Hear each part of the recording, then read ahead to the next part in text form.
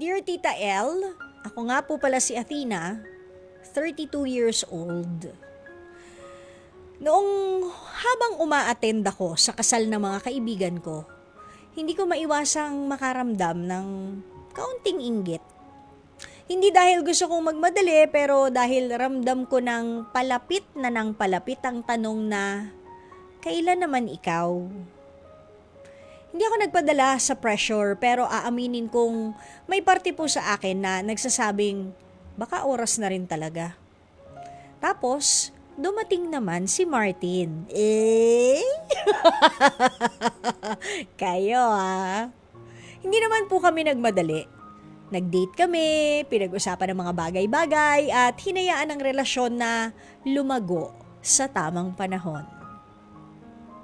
Pero siguro dahil parehas na nga kaming nasa early 30s, parang mas naging natural ang pag-usad ng relasyon namin.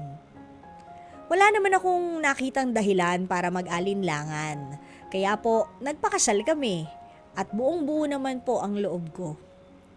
Ngayon, 1.5 taon na po kaming mag-asawa.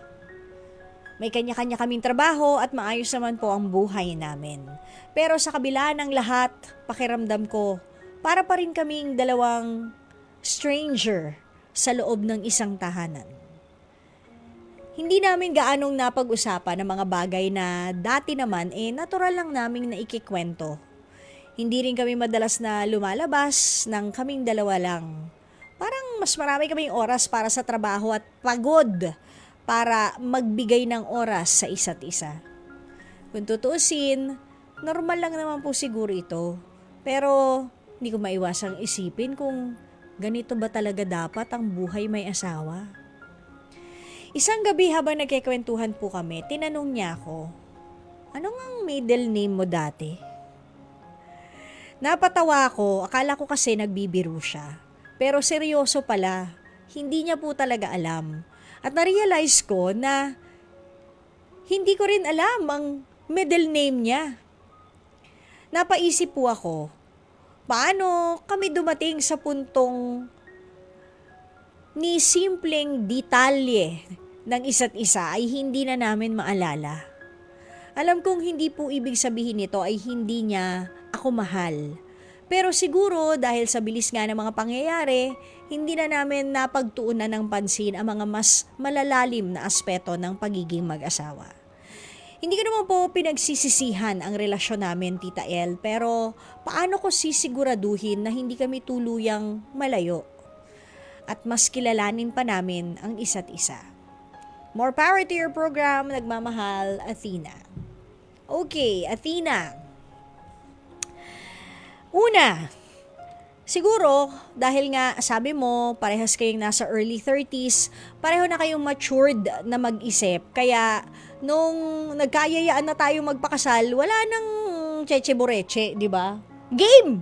Tara! Ganun agad, di ba? Payag na parehas.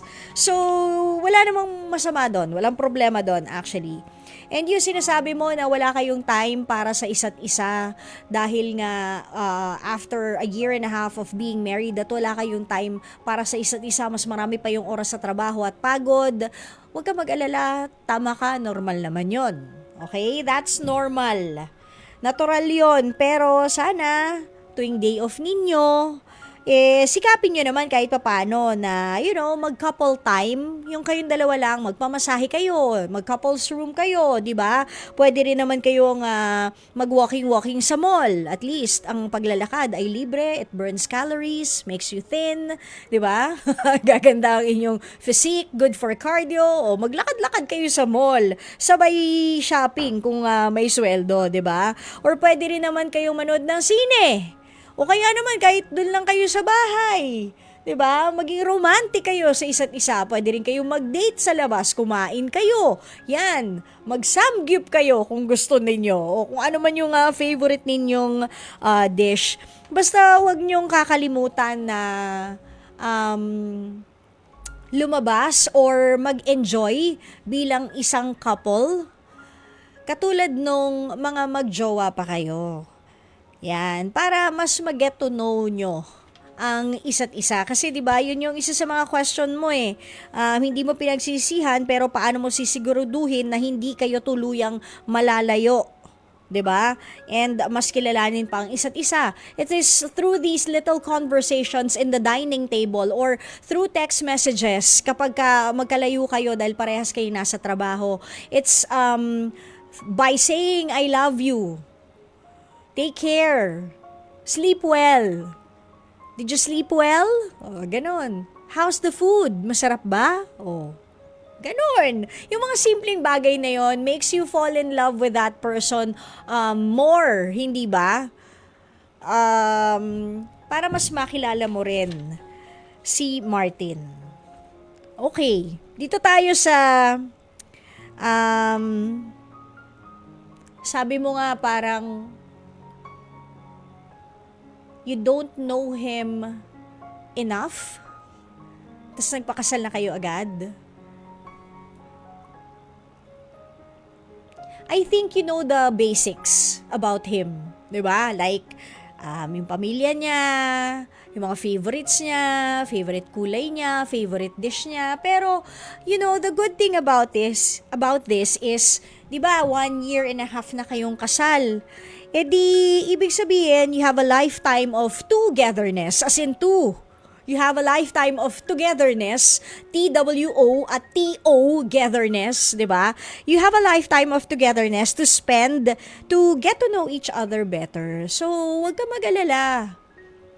Ano yan? Gradual, magkakakilanlan din kayo niyan. So, habang buhay yan, huwag kayong mag-alala. Basta everything is well, you'll get to know your husband even more. So yan, good luck sa iyong married life, Athena.